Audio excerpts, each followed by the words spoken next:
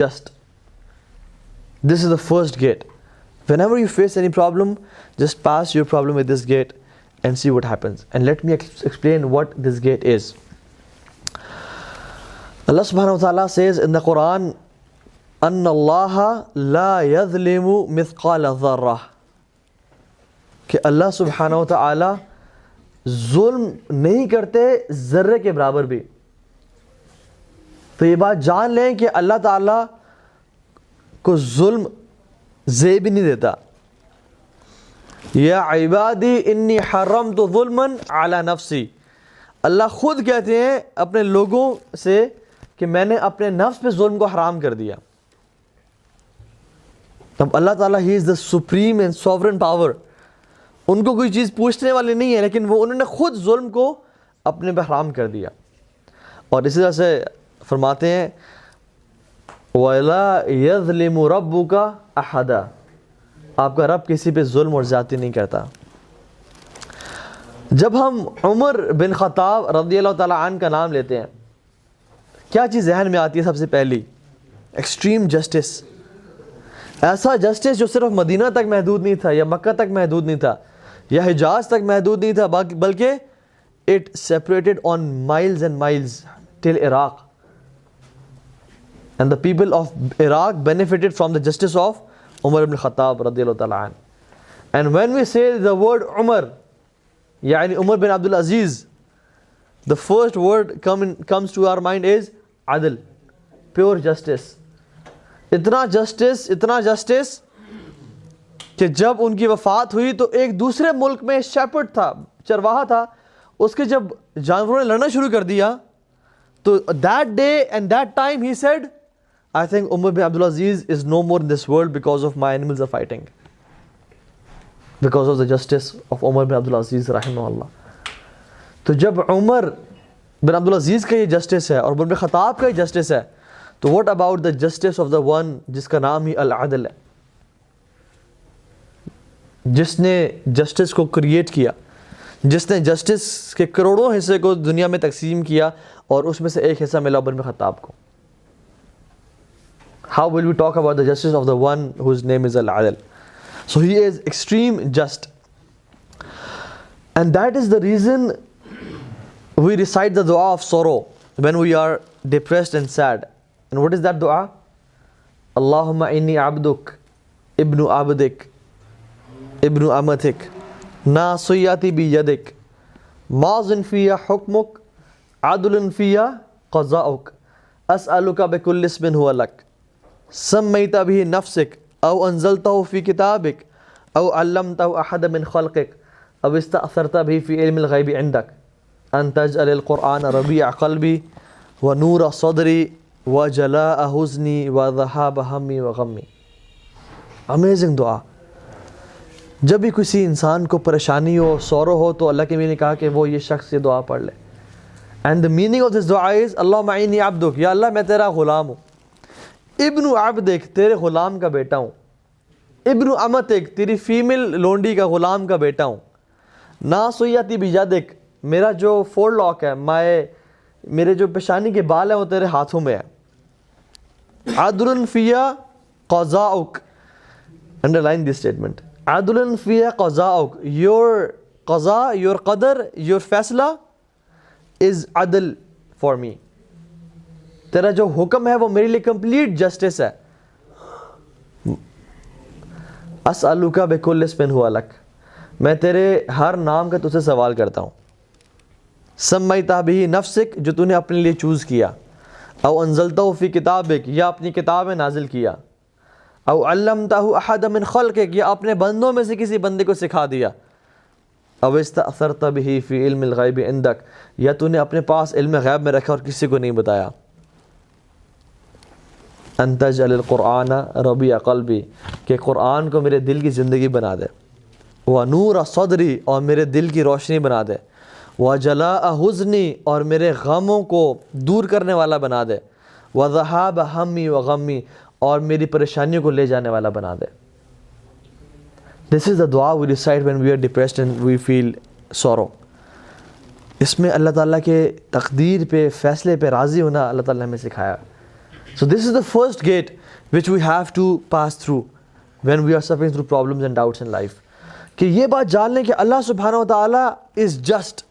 جو وہ کر رہے ہے وہ حق ہے اور عدل سے بھرپور ہے. وہ کبھی ظلم کو برداشت نہیں کرتا اپنے لیے نہ کسی انسان کے لیے. اس کا فیصلے عدل و انصاف سے بھرے ہوئے ہیں. اور this has amazing benefits in our life.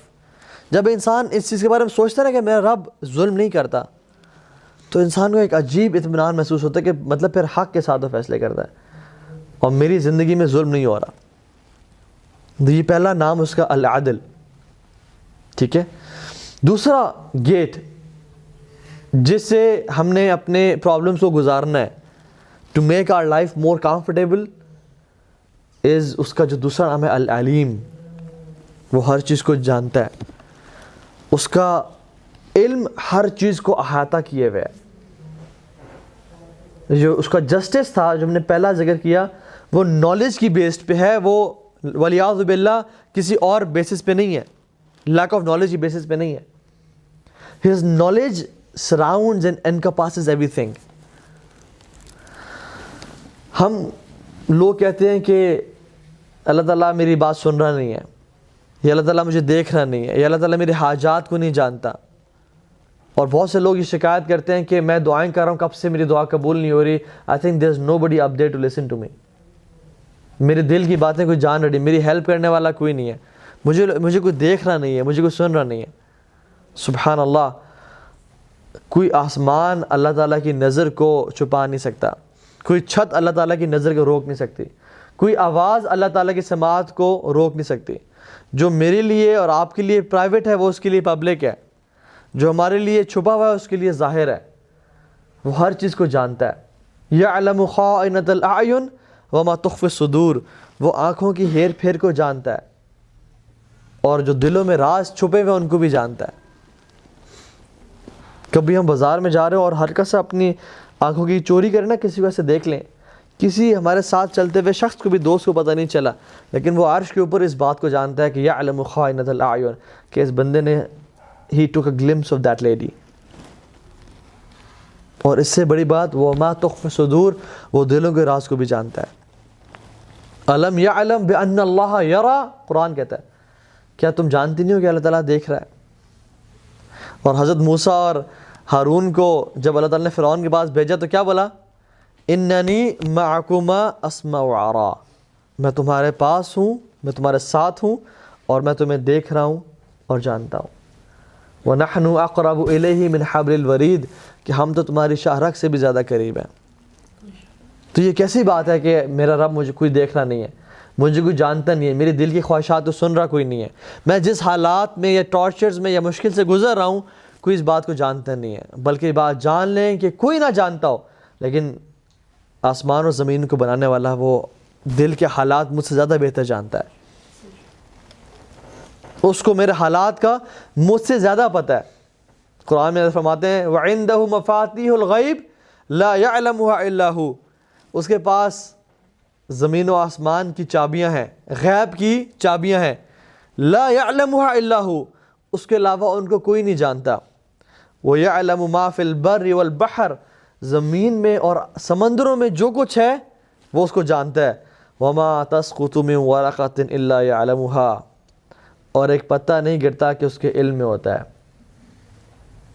Not a leaf falls off its tree that he knows about it.